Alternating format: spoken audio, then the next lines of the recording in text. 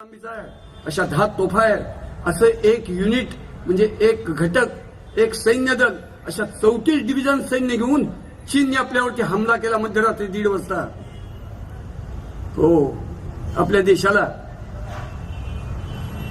पहिले पंतप्रधान लाभले बघा, की ज्यांच्यामुळे आपल्या देशाची माती खूप झाली आणि आजही घडती. आदरणीय पंडित जवाहरलाल नेहरू. चीनची समस्या त्यांनीच जन्माला घातली. काश्मीरची समस्या त्यांच्यामुळेच आहे. गोव्यासारख्या केंद्रशासित प्रदेशांची समस्या त्यांच्यामुळेच आहे. निधर्मीवादाचं नावाचं कलम घटनेत घातलंय ते त्यांचंच अपत्य आहे. भाषाभार प्रांतरचना त्यांनीच केली आणि या देशाचे कट्टर शत्रू मुसलमान त्या समाजाचं लांगुल चालण करून या लोकशाहीच्या मार्गाने देशाचा गळा घोटण्याचा हरामखोर मार्ग त्यांनीच दाखवला समाजाला.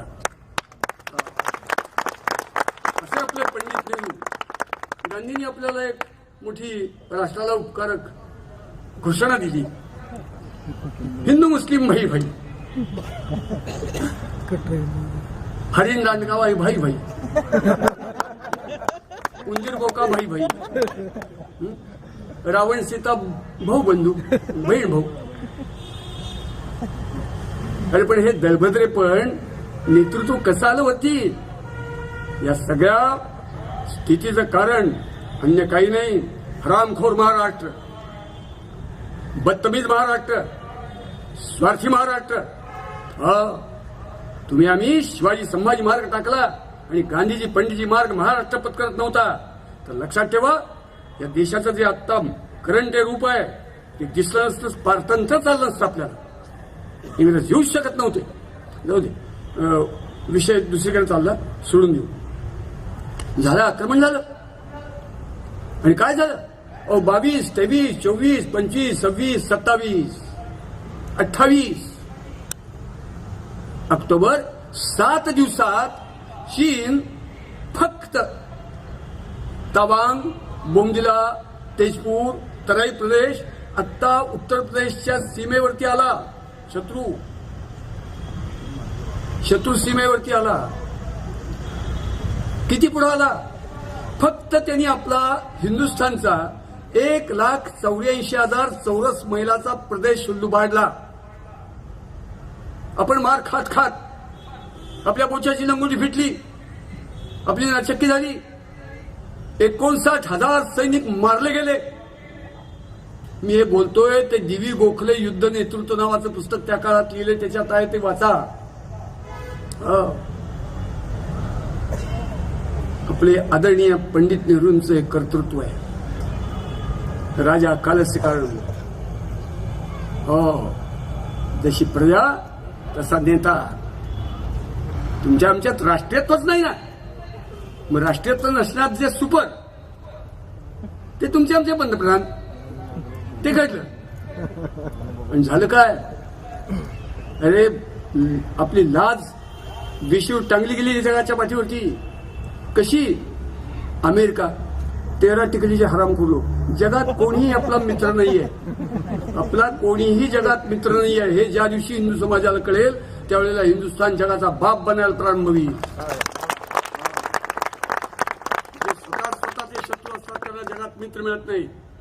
जे स्वतःचे मित्र असतात त्यांना दुसऱ्यांच्या तोंडाकडे पाहावं लागत नाही. आत्मैवात्मनो बंधुर आत्मैवात्मना भगवान श्रीकृष्णाने सांगून ठेवले. गंमत अशी की 8व्या दिवशी, 7 दिवस झाल्यानंतर 8व्या दिवशी आपल्याकडे आत्ता आहे दूरचित्रवाणी वगैरे 72 साली आलं. त्यांच्याकडे आधी आपल्यापासून 50 वर्ष आधी त्यांच्याकडे आहे. त्याच्यावरती त्यांच्या राष्ट्राध्यक्षांनी भाषण केलं. चीनला दम देणारं भाषण केलं की चीनला मी एकच सांगतो की हिंदुस्थानवरती ते आक्रमण करतायत, पुढे चाललेत. त्यांचं ते आक्रमण हिंदुस्थानवरती असं आम्ही मानत नाही. ते आक्रमण मानवतेवरती आक्रमण आहे आणि अमेरिकेचा जन्मच मुळी मानवतेच्या रक्षणासाठी आहे. मानवतेच्या रक्षणासाठी आहे. हे खोटं. गावातला डांबरट गुंड मी सगळ्यांच्या सेवेसाठी आहे म्हणतोच की. आराम को.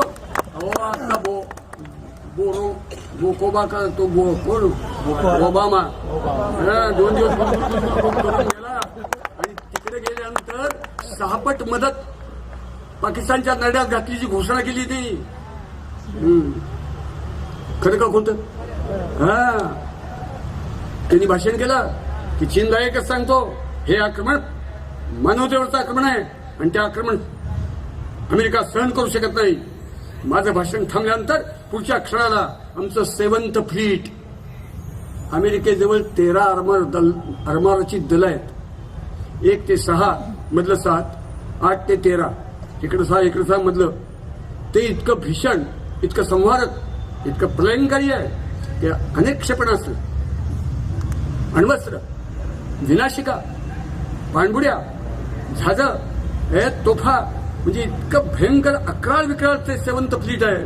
ते निघालं अमेरिकेवरती हल्ला करायला निघालं. त्याच्या बोचाला घाम. त्यांनी पुढच्या 5 मिनिटात भाषण केलं. काय भाषण केलं त्यांच्या प्रमुखांनी?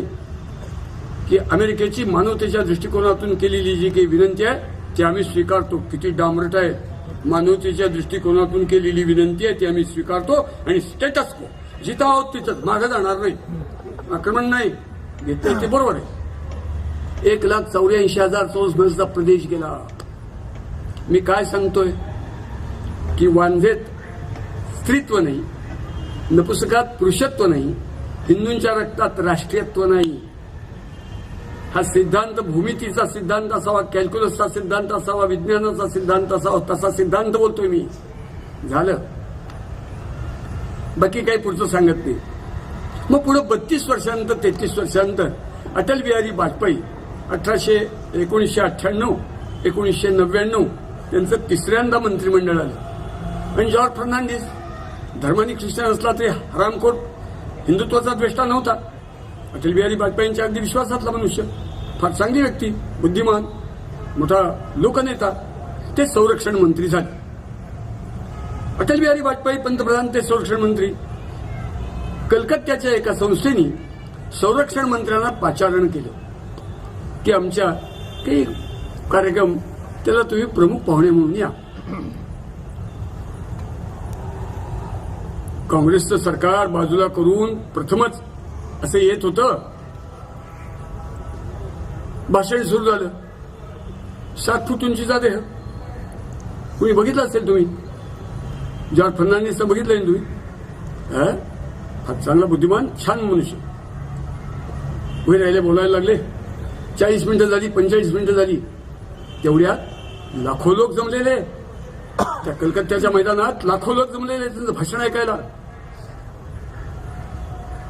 एक असं तरुण ताट पोरग, त्याचं लाईव्ह प्रोजेक्शन टीव्हीवरती. मी कधी टीव्ही पाहत नाही, मला वेळ नाहीये आयुष्यवाय घालवायला. पण मी यांचे एक बंधू आहेत नाना, त्यांच्या घरी काही निरोप सांगायला गेलो होतो. ते पती पत्नी मुलं बघत बसले होते. तर त्यांचं चित्त विचलित व्हायला नको, सांगू का नको असं उभं राहिलो. आणि जॉर्ज फर्नांडिस बोलतात म्हणल्यानंतर त्यांना न बोलता मी लांबनं ते 40, 45, 50 मिनिटाचं भाषण ऐकलं. कारण त्या माणसाबद्दल मलाही मोठं कौतुक, ओढ होती. असं भाषण 40-45 मिनिटं झाले. एक पोरगा असं झपाझप पावलं टाकत तळताट येते तिकडनं. तसं Z+ व्यवस्था त्यांनी अडवलं. काय म्हणून? तर काय नाही, मला प्रश्न विचारायचा. त्यांनी एक कागद दिला आणि ठीक आहे जागेवर जाऊन बस. आणि एका सैनिकाकडनं त्या प्रमुख सेना अधिकाऱ्यांनी वरती भाषण करत उभ्या असलेल्या जॉर्ज फर्नांडिसनं ती चिठ्ठी लिहून दिली. ती चिठ्ठी त्यांनी डाव्या हातात घेतली आणि पुढे परत एक 10-15 मिनिटं भाषण केलं आणि जय हिंद म्हणून शेवटी असा हात वरती करून खुर्चीवरती बसणार. व्यासपीठावरती 12-15 जण होतेच, बसणार. तेवढं म्हणजे हो विसरलो, सन्माननीय श्रोत्यांच्यापैकी कुणीतरी मला एक काही चिठ्ठी दिली, ती वाचून दाखवतो. तो जो झपाझप पावलं टाकत आले पोरगा होता, त्यांनी दिलेली चिठ्ठी होती. तर त्याच्यात त्यांनी दिलं होतं की मान्य फर्नांडिस साहेब, आपण संरक्षण मंत्री. मी माझ्या आयुष्यात तुम्हाला कधी बघितलेलं नाही, पण ऐकून होतो. आणि संरक्षण मंत्री प्रमुख पाहुणे आणि तुमचं भाषण होणार. मला मोठं कुतूहल की आज आपल्याला संरक्षण खात्याबद्दल काहीतरी ऐकायला मिळेल.